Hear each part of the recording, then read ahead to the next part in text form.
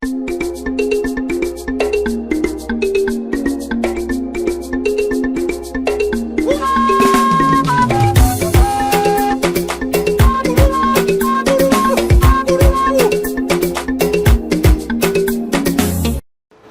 est natif de Nasaraho, un quartier mythique de la ville de Garoua, un quartier qui a vu naître le tout premier président camerounais, Amadou Ahidjo. Docteur Ousmaïla Mohamedou est médecin vétérinaire de formation, formé dans une prestigieuse université de Dakar, ancien coordonnateur régional du PNDP, Programme national de développement participatif. L'homme a officiellement été élu maire de la ville de Garoua le 3 mars dernier et se présente comme tel le nouveau patron de la ville de Garoua qui porte dans ses veines. À moins de 100 jours après son élection, il a accepté très humblement notre demande pour aborder avec lui les projets, mais également les problèmes que connaît Garoua, les solutions probables à apporter pour le bien-être des populations de cette ville. Docteur Ousmaïla Mohamedou, bonjour. Bonjour. Merci de recevoir MCTV et Sahel Online chez vous. C'est moi qui vous remercie. Docteur Ousmaïla Mohamedou, vous êtes le maire, le nouveau patron de la ville de Garoua. Pouvez-vous nous présenter un tout petit peu? Est-ce que vous pouvez nous dire qui est docteur Ousmaïla Mohamedou? À votre introduction, déjà, je constate que vous avez pratiquement tout dit. Mais tout ce que je peux ajouter, c'est quoi? C'est que je suis effectivement né à Nasaraho, qui aujourd'hui est un quartier de la ville de Garoua. J'ai fait mes études primaires d'abord à l'école publique de Nasaraho, puis à l'école publique de Laïndé. Ensuite, j'ai fait le collège d'enseignement secondaire, qui est l'actuel lycée bilingue à Garoua. Après, j'ai continué au collège de Mazno, en Gaoundéré, où j'ai obtenu mon bac série D, avec mention assez bien. Et immédiatement, comme à l'époque, les élèves qui avaient souvent les mentions, qui passaient le bac avec plus de 12 de moyenne, s'ils sollicitaient aller à l'extérieur dans les prestigieuses écoles à l'extérieur, obtenaient immédiatement la bourse de l'État.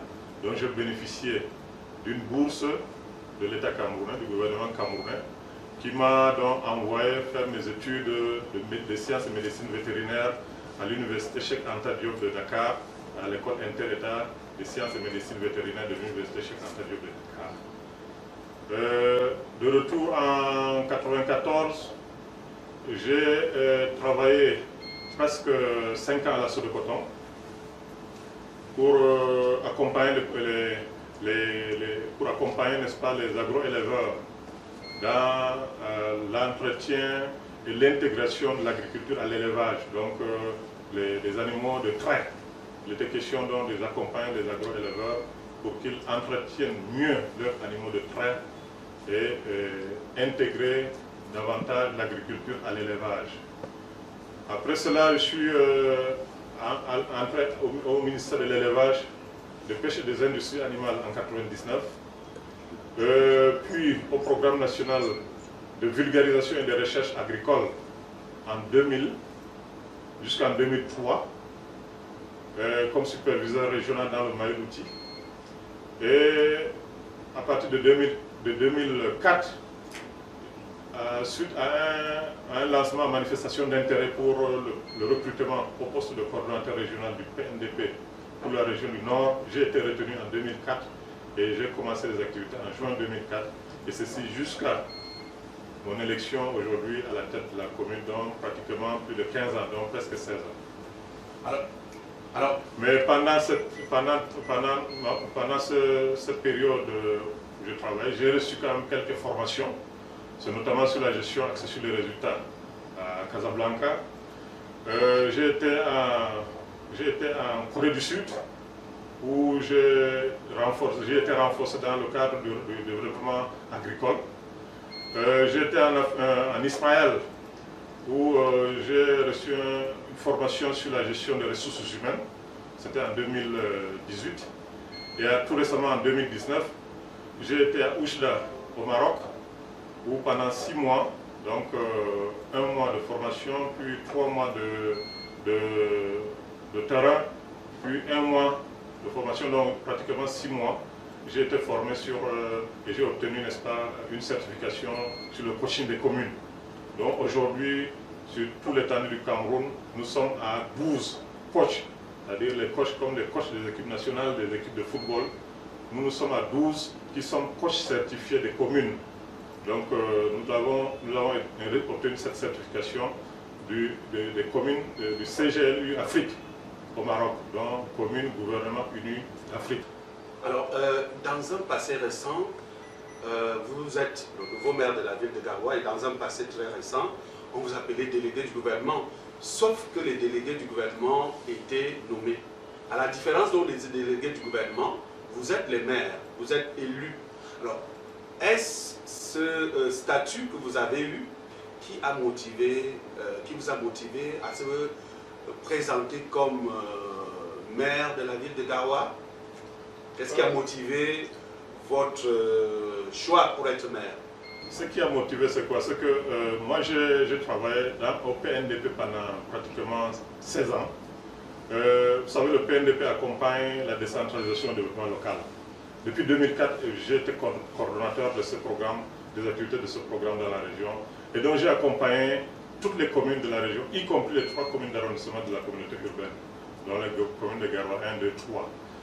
Je les ai accompagnés dans l'élaboration de leur plan communal de développement, en s'inspirant du plan directeur d'urbanisme de la ville et du plan d'occupation des sols, des plans d'occupation des sols. J'ai accompagné j'ai financé, accompagné l'exécution, le suivi d'exécution et du fonctionnement des micro-projets issus de ces plans. C'est notamment les projets dans le domaine de la santé, de l'éducation, de l'hydraulique, des routes, de l'électrification dans ces 3 communes d'arrondissement. Donc je me suis dit que j'avais quand même une expérience que je pouvais faire bénéficier à ma ville. Et étant donné que je suis conseiller municipal dans la commune d'arrondissement de Garoua 2e, depuis 2013, j'étais conseiller municipal de la ville. Donc il faut savoir que en 2013, le RDPC avait 6 conseillers.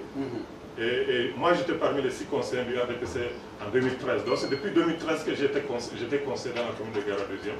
Et cette fois-ci encore, nous nous sommes battus d'arrache-pied. Nous avons arraché la majorité des conseillers pour cette commune d'arrondissement de Garoua 2e. Donc, je suis encore conseiller. Je me suis dit, avec toute cette expérience et ma situation de conseiller de Garoua 2e me permettant de postuler, d'être candidat au poste du maire de la communauté urbaine de Garoua, j'ai donc souhaité être maire. Fort heureusement, et là je profite de l'occasion pour remercier le chef de l'État, la hiérarchie du RDPC, qui m'a, n'est-ce pas, désigné comme candidat du RDPC à l'élection du maire de la ville de Garoua. Donc, et je remercie en même temps les conseils et la population des 3 communes d'arrondissement qui m'ont apporté, qui m'ont élu et qui m'ont élu. Okay. Alors, vous avez été élu sous la bannière du RDPC, le Rassemblement démocratique du peuple camerounais. C'est-à-dire que vous étiez candidat conseiller pour la commune d'arrondissement de Garoua 2e. Alors, est-ce que vous pouvez nous dire, pour une commune aussi coriace, qui échappe au RDPC depuis 2 décennies, alors qu'est-ce qui a été le socle? Qu'est-ce qui a favorisé l'élection de votre liste, le vote de votre liste au cours de cette élection de 2020? Comme vous l'avez constaté, l'avez vu, le travail, ça n'a pas été facile, mais heureusement que nous étions conscients, nous tous nous étions conscients du travail à faire. Et tout cela a été fait, nous nous sommes pris très longtemps, déjà avec en finançant, n'est-ce pas, les militants à avoir les CNI. Parce qu'il faut reconnaître que dans nos quartiers, beaucoup n'ont pas les CNI. Nous avons sensibilisé les gens à avoir leur CNI, quitte à apporter un petit appui pour qu'ils aient ce CNI-là. Nous avons accompagné les militants à aller s'inscrire sur les listes électorales. Nous avons, ça c'est un travail qui a commencé depuis avant 2013. Et si vous avez vu le résultat, en 2013, nous avons pu percer pour avoir 6 conseillers. Et 5 ans, 6 ans après, nous avons pu avoir plus de 20 conseillers, donc pratiquement 26 conseillers sur les 35. Donc c'est tout ce travail-là. Et lors des investitures également, nous nous sommes attelés à respecter, n'est-ce pas, les directives de la hiérarchie du parti pour investir, n'est-ce pas, les conseils municipaux pour toucher toutes les couches de la commune d'arrondissement. Donc, en tenant compte de couches sociales, en tenant compte des minorités et de tout le monde. Et à cela, il y a eu l'appui de nos élites également, qui a fait que, n'est-ce pas, nous avons mis tout le paquet, tout le monde a mis la main à la pâte et nous avons obtenu le résultat que nous avons aujourd'hui. Comme vous l'avez constaté, l'avez vu, le travail, ça n'a pas été facile. Mais heureusement que nous étions conscients, nous tous nous étions conscients du travail à faire. Et tout cela a été fait, nous nous sommes pris très longtemps, déjà avec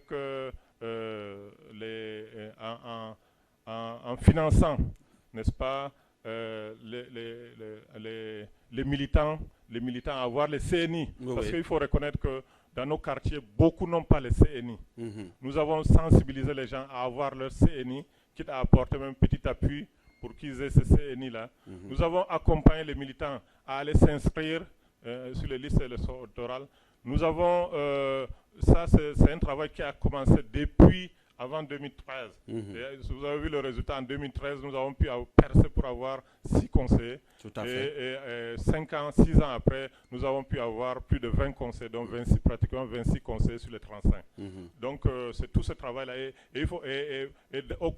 Lors des investitures également, nous nous sommes attelés à respecter, n'est-ce pas, les directives de la hiérarchie du parti pour investir, n'est-ce pas, les conseils municipaux pour toucher toutes les couches de la commune d'arrondissement. Donc, en tenant compte des couches sociales, en tenant compte des minorités et de tout le monde. Et à cela, il y a eu l'appui de nos élites, également, qui a fait que, n'est-ce pas, nous avons mis tout le paquet, tout le monde a mis la main à la pâte et nous avons obtenu le résultat que nous avons aujourd'hui. Alors, c'est ça qui vous a permis de gagner haut la main cette victoire qui échappe au RDPC depuis des années. Tout à fait. Donc, c'est le travail de tout le monde. C'est le résultat du travail de tout le monde. Alors, à peine élu, monsieur le maire, Corona nous tombe dessus. Je voudrais dire, Corona vous tombe dessus, bloque tout, cale tout, arrête tout. Alors, est-ce que cette motivation que vous avez eue là, est-ce que cette motivation n'a pas été un tout petit peu émoussée avec la présence de Corona? Est-ce que vous vous êtes pas dit, c'est quelle malchance qu'à peine j'arrive à la commune, à la mairie, et que Corona nous tombe dessus? Donc, tout ça, nous avons l'expérience, parce que, comme je vous ai dit, ça fait déjà plus de 20 ans que je suis sur le terrain, donc je suis habitué et je travaille avec les projets. Donc, je suis habitué aux situations nouvelles, aux situations qui arrivent de manière, n'est-ce pas, inattendue. Donc, le corona est venu, nous nous adaptons à cette situation-là, et nous continuons en même temps à sensibiliser les populations contre la lutte endémique, mais également nous continuons les activités que nous devons mener. C'est notamment le suivi de tous ces chantiers, comme vous le savez, les chantiers de la CAN, comme la CAN, c'est 2021, c'est déjà à nos portes. Alors, monsieur le maire, quel est le regard que vous portez sur le travail de votre prédécesseur à la tête de la communauté, ce qui était appelé jusque-là communauté urbaine, et nous disons maintenant la ville de Garoua?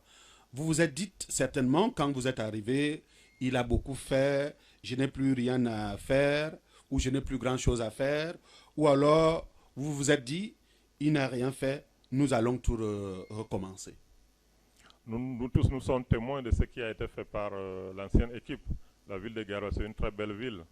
Donc, elle est verte, elle est bien propre. Donc le défi maintenant, c'est de maintenir ce qui est bien, ce qui a été bien fait par l'ancienne équipe et d'améliorer ce qui a été fait par l'ancienne équipe. Alors, vous êtes le nouveau patron de la ville de Garoua. Alors, vous avez dit tout à l'heure là que ça fait depuis des années que vous travaillez avec les communes. Quels sont vos grands projets pour cette ville qui vous a vu naître? Les grands projets, c'est quoi? C'est que il faut que la ville soit bien propre, bien tracée, électrifiée. Elle doit être électrifiée, mettre en œuvre l'adressage de la ville qui a commencé depuis le maire Amadou Ayatou. Donc avec la dénomination des boulevards, des rues, aller même jusqu'à la numérotation des maisons. Donc continuer avec cet adressage-là de la ville et continuer avec l'électrification, maintenir l'électrification qui est là et continuer dans les quartiers non encore électrifiés et accompagner les jeunes qui n'ont pas d'emploi à travers les activités de haute intensité de main-d'œuvre dont nous allons nous atteler à ce que les chantiers qui doivent être menés soient menés à un certain pourcentage de haute intensité de main-d'œuvre pour essayer d'employer et de rémunérer les jeunes qui sont sans emploi dans les quartiers. Bon, le problème de manque de petits taxis dans la ville, c'est un problème connu dû à l'avènement des mototaxis. Donc, vous savez, la population s'est rendue compte que les mototaxis étaient plus adaptés à leurs besoins, compte tenu de l'étroitesse de certaines pistes dans les sous-quartiers. Donc, ça fait que les mototaxis amenaient le client jusque devant sa porte, même s'il n'y a pas une grande route où un véhicule peut passer. Ça, cet avènement des mototaxis a fait disparaître les taxis dans la ville. Et ces mototaxis aujourd'hui, cette activité est aujourd'hui réglementée. Donc, et pour résoudre ce problème, la communauté urbaine a trouvé déjà une solution depuis avec la régie autonome de transport urbain avec nos bus. Donc aujourd'hui, il y a 8 bus qui sillonnent tous les quartiers de la ville et qui font du bon travail. Avec la CAN, la communauté a prévu augmenter, passer ce nombre de bus de 8 à 14. Nous avons également la promesse de l'État qui compte nous donner, n'est-ce pas, nous offrir 14 bus coasters. Et pour cette période cruciale, de la période même de la CAN même, les deux à 3 semaines, la communauté urbaine envisage, n'est-ce pas, louer une trentaine de petits taxis qui auront le logo de la commune et qui vont circuler uniquement dans la ville de Garoua pour, n'est-ce pas, résoudre ce problème de transport des populations. Alors, il y a un terminal qui était prévu à Pouglopou. À quand le terminal de Pouglopou? Terrassement. Pour le Pou. Disons que le projet, nous sommes toujours dans le pipe. Nous allons le mettre en œuvre. Sachez que ça va aboutir, le projet va aboutir. Alors, il n'y a pas que les taxis dans la ville de Garoua, le problème des taxis. Vous l'avez évoqué tout à l'heure, là, peut-être en filigrane. Il y a le problème d'eau qui se pose. Le problème d'eau, le problème d'électrification de la ville. J'aimerais qu'on y revienne. Il y a même le problème de construction anarchique. Parce qu'on constate quand même des constructions anarchiques dans beaucoup de quartiers de la ville de Garoua. Commençons par le problème d'eau. Comment? Parce qu'il y a les nouveaux quartiers qui naissent là, qui ont un sérieux problème d'accès à l'eau potable. Comment comptez-vous résorber ce problème-là? Problème d'accès à l'eau pour le Pou. Disons que le projet, nous sommes toujours dans le pipe. Nous allons le mettre en œuvre. Sachez que ça va aboutir, le projet va aboutir. Alors, il n'y a pas que les taxis dans la ville de Garoua, le problème des taxis. Vous l'avez évoqué tout à l'heure, là, peut-être en filigrane. Il y a le problème d'eau qui se pose. Le problème d'eau, le problème d'électrification de la ville. J'aimerais qu'on y revienne. Il y a même le problème de construction anarchique. Parce qu'on constate quand même des constructions anarchiques dans beaucoup de quartiers de la ville de Garoua. Commençons par le problème d'eau. Comment? Parce qu'il y a les nouveaux quartiers qui naissent là, qui ont un problème, un sérieux problème d'accès à l'eau potable. Comment comptez-vous résorber ce problème-là? Problème d'accès à l'eau potable dans ces quartiers. Déjà, il faut dire que dans ces différents nouveaux quartiers, il est prévu à travers Kanwata de viabiliser ces quartiers. C'est en train d'être fait. Mais à côté de tout ça, nous avons un projet où nous avons mis en place des kiosques à eau dans les différents quartiers. Tout à fait. Donc ces kiosques à eau devaient être ravitaillés par Kanwata. Mais nous avons constaté qu'à travers Kanwata, souvent il y a pénurie d'eau. Et nous avons trouvé une solution, c'est celle de construire les forages au niveau de tous ces kiosques à eau, pour que ces kiosques à eau soient alimentés par les forages qui seront juste en bas de ces kiosques à eau. Donc les différents kiosques à eau seront alimentés par les forages, et ces forages pourront alimenter donc les quartiers, apporter, renforcer, n'est-ce pas, l'alimentation en eau des quartiers. Alors, s'agissant de l'électrification, nous allons également continuer l'électrification dans les quartiers qui ne sont jusque-là pas électrifiés. Mais nous allons tout faire pour maintenir l'électrification dans les quartiers là où c'est électrifié.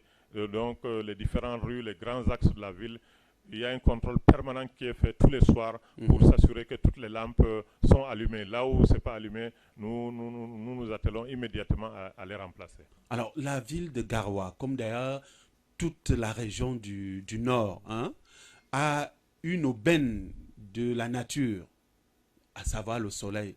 Est-ce qu'il n'est pas envisagé des centrales solaires ici, dans la ville de Garoua, pour essayer un peu de pallier, parce que de plus en plus, il y a des problèmes de coupure d'électricité.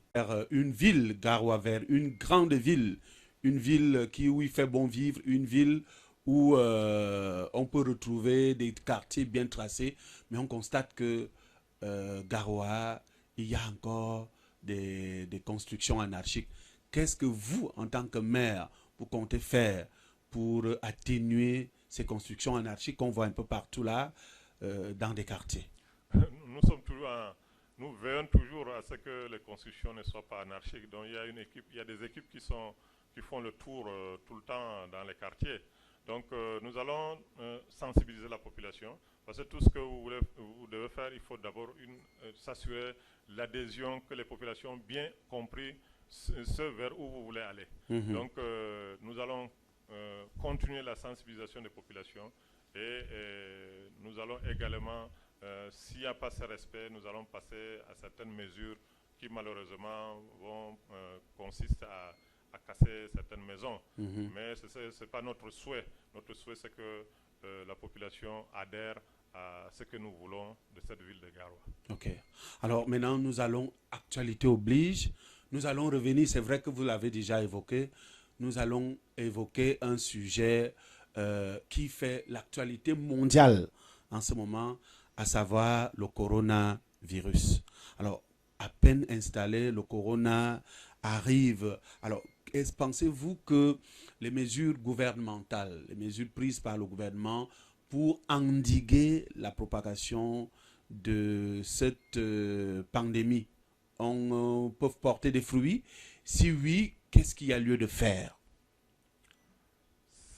Ces mesures portent des fruits, c'est-à-dire que portent déjà des fruits, puisque nous avons le résultat quand on voit ce qui se passe dans d'autres pays. Aujourd'hui, on n'a pas beaucoup de contamination, le nombre de décès même n'est pas aussi important comme ce qu'on entend ailleurs. Donc nous pouvons dire que ces mesures gouvernementales portent des fruits, et tout ce que nous demandons à la population, c'est d'adhérer à ces mesures. Nous sommes les relais du gouvernement. Nous demandons à la population de respecter les règles d'hygiène et les mesures de distanciation des populations. Donc il faut scrupuleusement ces respects-là pour qu'on barre la voie au coronavirus. Alors, le dernier message, si vous avez un mot à dire aux populations de Garoua, vous, en tant que maire, on peut même s'écarter un tout petit peu du coronavirus, quel est le message que vous, en tant que patron de la ville de Garoua, vous lancez à vos populations? Des lendemains meilleurs, quel est le message que le maire porte à l'endroit des populations de la ville de Garoua? Bon, le message que je porte, c'est déjà par rapport au coronavirus, comme je le disais tantôt. Il faudrait que toutes les populations adhèrent, que ces populations sachent que coronavirus, c'est une réalité. Coronavirus n'est pas une invention. Coronavirus est au Cameroun, coronavirus est à Garoua. Coronavirus, aujourd'hui, nous avons 2 cas de coronavirus confirmés. C'est la vérité. Sachons que Corona est là. Donc, pour éviter la contamination au Corona, il faut qu'on respecte les mesures prescrites par le gouvernement. Il faut le masque, absolument, il faut le masque. Nous qui allons au marché, le marché n'est pas fermé, mais quand nous allons au marché, il faut qu'on ait notre masque. Évitons d'être, soyons à 1,5 mètre, à 2 mètres de la personne avec qui nous causons. Donc, faisons tout pour ne pas le saluer. Lavons-nous les mains à l'eau propre et au savon. Donc, ces mesures doivent être respectées pour qu'on évite le corona. Sinon, le corona, nous avons déjà 2 cas. Dieu merci, jusque-là, nous n'avons que 2. Mais respectons ces mesures prescrites par le gouvernement. Ça, c'est le principal message que j'adresse à la population de la ville de Garoua pour la énième fois. C'est une réalité. Bon, et pour les autres messages, c'est d'adhérer à notre sensibilisation par rapport à l'urbanisation de la ville de Garoua. Il faudrait que la population adhère également à cette urbanisation. Tout ce que nous ferons, nous le ferons de manière participative. Donc, nous attendons la contribution de tout un chacun pour la mise en œuvre des actions que nous voulons mettre dans la ville de Garoua. Merci infiniment, monsieur le maire, d'avoir accepté de jouer le jeu avec nous. Merci et à la prochaine et bonne chance pour votre élection et surtout pour le temps que vous allez passer à la tête de la mairie de la ville de Garoua. Je vous remercie vous tous et à tous ceux qui m'écoutent. Merci beaucoup. Au revoir. Merci infiniment, chers internautes. Merci d'avoir été avec nous. Et nous vous disons merci et à la prochaine pour un autre rendez-vous sur MCTV et Sahel Online.